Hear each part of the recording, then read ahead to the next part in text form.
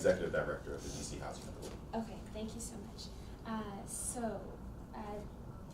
How do you think the meeting went? I guess my first question. As well as to be expected. I enjoyed the dialogue with the advocates in the community, the residents included, which expressing their concerns, and also I'm glad we had the opportunity to openly discuss what our thought process is and will be going forward with the stabilization of the portfolio.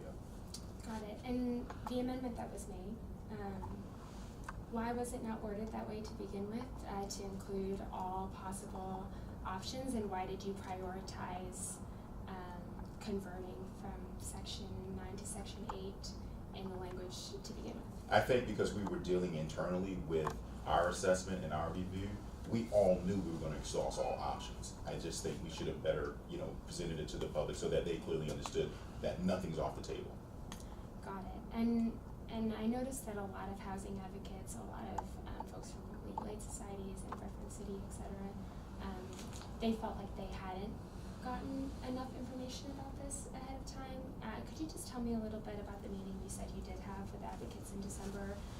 And sort of, I noticed you pushed back against that, so I just wanted to hear your response. Well, we have periodic meetings with the advocate community throughout the year, and this particular meeting in question where we actually presented, and I have to go a step back, each meeting we were giving them updates on our environmental risk assessment, lead assessment, and also our environmental task force that we had created, assessing all of the units. So I don't believe that it was anything that they weren't aware of.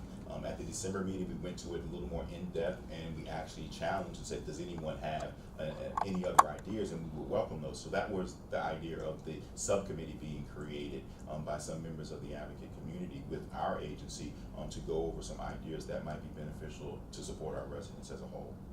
Got it. And what is your response to the suggestion that all repairs be done in full without displacement, and you find the money for that? What's your response to that? I think as we talked, and as you heard from the discussion, it was about $1.3 billion over the next 10 years that we would actually need to get to that point.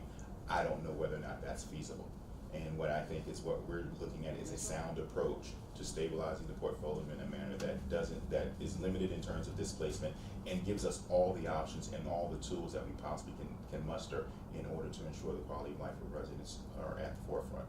I don't think that one size fits all, and I think that's really the gist of it.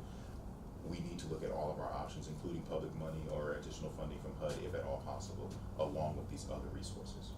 Got it. And what's your response to concerns about the way that Section 8 works for people in the city and the way that voucher program works, especially with all the concerns about discrimination that have been raised and well documented?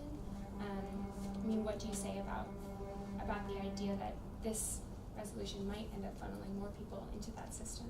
I believe that if residents were to utilize vouchers given to them, one thing that we have is a different programming with our Housing Choice Voucher department, where we actually monitor and do a lot of mobility counseling with our residents, a lot of hand-holding, so to speak, to ensure that they're in the proper situation. If we hear of discrimination or anything like that, we automatically engage the landlord or find the proper authorities to try and deal with those particular issues. But our goal is to try and make sure that everyone is housed appropriately. And also, we talked about relocation also still gives people the opportunity to actually return if we were to do redevelopment in any sort of way. Jenny, I gotta get him out of here. So you got one more? I have to get him out of here. Oh, so you got one more? Okay, yeah, just one more. So I guess my other question is, how is the government shutdown affecting your communications with HUD around this? And I know you said things need to move fast, so. Yeah, it's been very limited. I have to admit that because HUD is not in the office, we haven't had any direct conversation with them since our last meeting in the end of December. So it's been about 3 weeks which we've actually engaged them, although we're still doing our part. We're still sending them information. Whether or not someone's picking up emails remotely and looking at them quietly, I don't know. But we're still preparing ourselves for when they return so that we can hit the ground running and get them all the information that they possibly need, and also get feedback from them about our direction. But I have to couch it one more time. We don't take any other steps without coming back to the public and without talking to the Board of Commissioners first before we make any formal notice to HUD that we're going to go in any particular direction. But we do want to get feedback from HUD to find out exactly where they are, have their deadlines or initiatives changed in any way, shape, or form over the last few weeks. Got it. Thank you so much for Thank your you. time. It was nice to meet you. Thank you.